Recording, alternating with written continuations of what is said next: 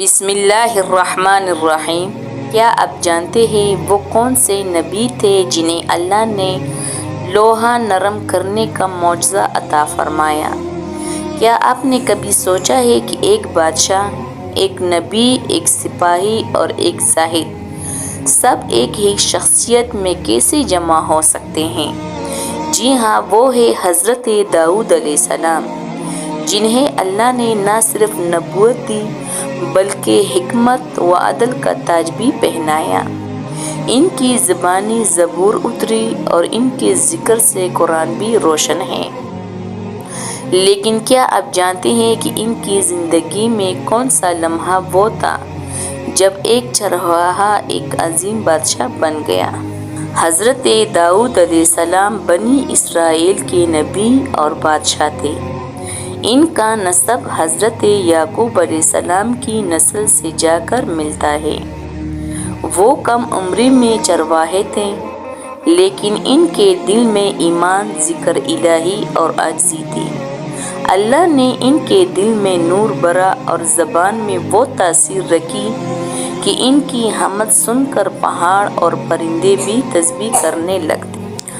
حضرت داؤد علیہ السلام جوانی میں نہایت نیک، بہادر، عبادت گزار تھے۔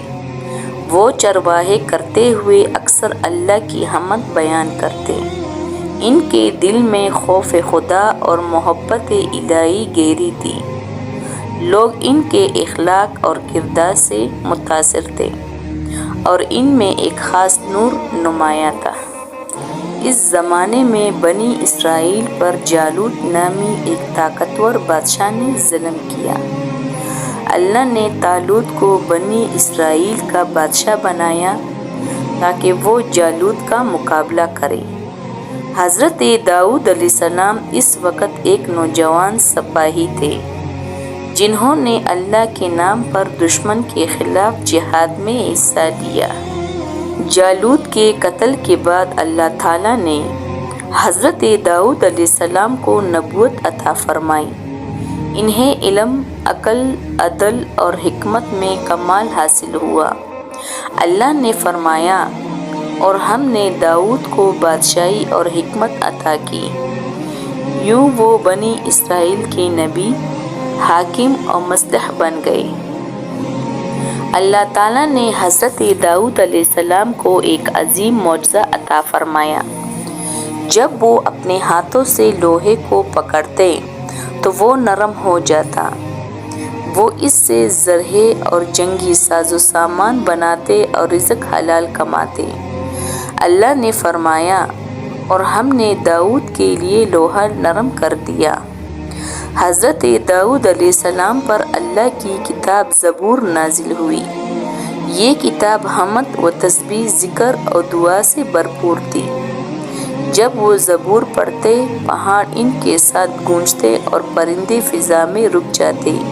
ان کی آواز میں اتنی مٹھاس تھی کہ دل کانپ اٹھتے اور آنکھیں نم ہو جاتی۔ حضرت داؤد علیہ السلام نہ صرف نبی بلکہ عادل بادشاہ بھی تھے۔ ان کے دربار میں انصاف کے دروازے سب کے لیے برابر کھلے تھے۔ وہ کبھی کسی کے حق میں یا خلاف ناحق فیصلہ نہ کرتے۔ اللہ نے انہیں عدل و حکمت کا اعلیٰ مقام عطا کیا۔ ایک موقع پر حضرت داؤد علیہ السلام سے ایک چھوٹی سی بھول ہو گئی۔ اللہ نے انہیں اس پر متنبہ فرمایا تاکہ ان کا مقام اور بلند ہو جائے۔ حضرت داؤد علیہ السلام فوراً سجدے میں گر گئے اور توبہ کی۔ اللہ نے ان کی توبہ قبول فرمائی اور فرمایا کہ وہ بہترین بندے ہیں۔ حضرت داؤد علیہ السلام کثرت سے عبادت اور روزوں کے لیے مشہور تھے۔ وہ ایک دن روزہ رکھتے اور ایک دن افطار کرتے، راتوں کو قیام کرتے اور دن میں عدل کے کام انجام دیتے۔ رسول صلی اللہ علیہ وسلم نے فرمایا، سب سے بہترین روزہ داؤد علیہ السلام کا روزہ ہے۔ یہ تھی حضرت داؤد علیہ السلام کی زندگی کی ابتدائی۔ حضرت داؤد علیہ السلام کا دربار دنیا کے منصف ترین درباروں میں سے تھا۔ وہ روزانہ لوگوں کے مقدمات سنتے اور انصاف سے فیصلے فرماتے۔ ان کے فیصلے اللہ کی وحی اور حکمت کے مطابق ہوتے۔ ان کے دربار میں کوئی امیر یا غریب کی تمیز نہیں تھی، سب برابر سمجھے جاتے۔ حضرت داؤد علیہ السلام کے فیصلے ہمیشہ علم و فہم سے بھرپور ہوتے۔ اگر دو فریق آتے تو وہ پہلے خاموشی سے سنتے، پھر انصاف کے ساتھ ایسا فیصلہ کرتے جس میں دونوں کو اللہ کی یاد دہانی ہو۔ ان کے فیصلے بعد میں بھی حکمت کی مثال بنے۔ اللہ تعالیٰ نے داؤد علیہ السلام سے خاص محبت فرمائی۔ ان کے دل میں خضوع تھا اور زبان ہمیشہ ذکر سے تر رہتی تھی۔ اللہ نے انہیں عبد صالح یعنی نیک بندہ کہا۔ یہ اعزاز کسی دنیاوی کامیابی سے بڑھ کر تھا۔ حضرت داؤد علیہ السلام اپنی بادشاہی کے باوجود عبادت گزار تھے، دل میں عدل کرتے اور راتوں کو قیام اللیل میں کھڑے رہتے۔ وہ ایک دن روزہ رکھتے اور ایک دن افطار کرتے۔ یہی توازن دنیا اور دین کا بہترین نمونہ ہے۔ حضرت داؤد علیہ السلام اکثر اپنے رب سے عاجزی سے دعا کرتے، اے میرے رب، میرا دل اپنے ذکر سے زندہ رکھ اور مجھے ان لوگوں میں شامل کر جو تجھ سے محبت کرتے ہیں۔ ان کی دعاؤں میں نرمی، محبت اور خوف خدا جمع ہوتا تھا۔ حضرت داؤد علیہ السلام نبی ہونے کے باوجود اپنے ہاتھوں سے کماتے۔ وہ لوہے سے زرہیں تیار کرتے اور ان کی مزدوری سے کھانا کھاتے۔ رسول صلی اللہ علیہ وسلم نے فرمایا، سب سے بہتر کھانا وہ ہے جو انسان اپنے ہاتھ سے کمائے، اور حضرت داؤد علیہ السلام اپنے ہاتھ کی کمائی کھاتے تھے۔ حضرت داؤد علیہ السلام نے بنی اسرائیل کو نافرمانی سے روکا۔ انہوں نے انہیں عدل، شکر اور اللہ کی اطاعت کی تعلیم دی۔ ان کی رہنمائی سے قوم میں امن و عدل پھیل گیا۔ لوگ دوبارہ عبادت گزار اور ایماندار بن گئے۔ ایک دن حضرت داؤد علیہ السلام کو اللہ نے ایک معاملے میں آزمایا۔ وہ فوراً سمجھ گئے کہ یہ ان کے رب کی طرف سے تنبیہ ہے۔ انہوں نے توبہ کی، سجدے میں گر گئے اور رو رو کر معافی مانگی۔ اللہ نے ان کی توبہ قبول کر لی کیونکہ وہ اپنے رب کے مخلص بندے تھے۔ حضرت داؤد علیہ السلام کے سجدے لمبے ہوتے۔ وہ راتوں کو تنہائی میں گڑ گڑا کر اللہ سے باتیں کرتے۔ ان کے آنسو زمین کو تر کر دیتے تھے اور وہ فرماتے، میرا رب بخشنے والا اور مہربان ہے۔ زبور میں اللہ تعالیٰ نے داؤد علیہ السلام کو نصیحتیں عطا کی۔ ان میں عدل، حلم، شکر اور عبادت کی تعلیم دی گئی۔ زبور کی تلاوت سے دل نرم اور روح پاکیزہ ہوتی ہے۔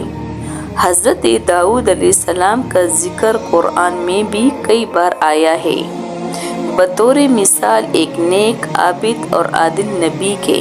الحمدللہ، یہ تھی حضرت داؤد علیہ السلام کی ایمان افروز اور سبق آموز کہانی۔ ایک نبی جنہیں اللہ نے علم، حکمت اور عدل کی تاج سے نوازا۔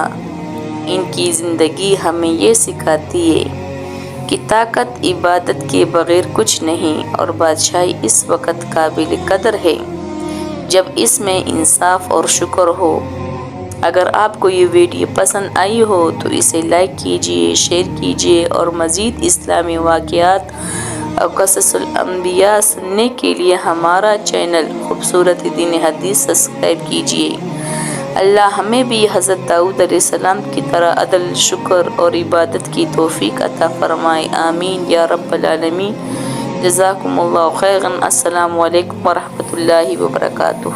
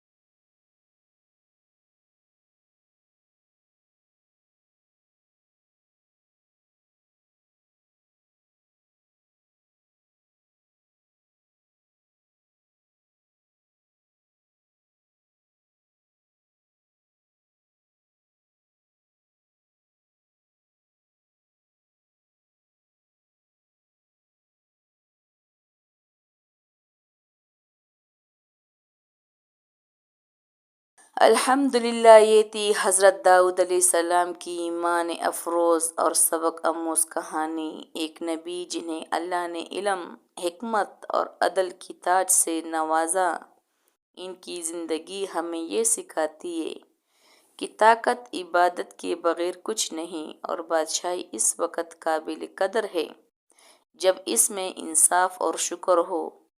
اگر آپ کو یہ ویڈیو پسند آئی ہو تو اسے لائک کیجئے، شیئر کیجئے اور مزید اسلامی واقعات اور قصص الانبیاء سننے کے لیے ہمارا چینل خوبصورت دین حدیث سبسکرائب کیجئے۔ اللہ ہمیں بھی حضرت داؤد علیہ السلام کی طرح عدل، شکر اور عبادت کی توفیق عطا فرمائے، آمین یا رب العالمین۔ جزاکم اللہ خیرا۔ السلام علیکم ورحمۃ اللہ وبرکاتہ۔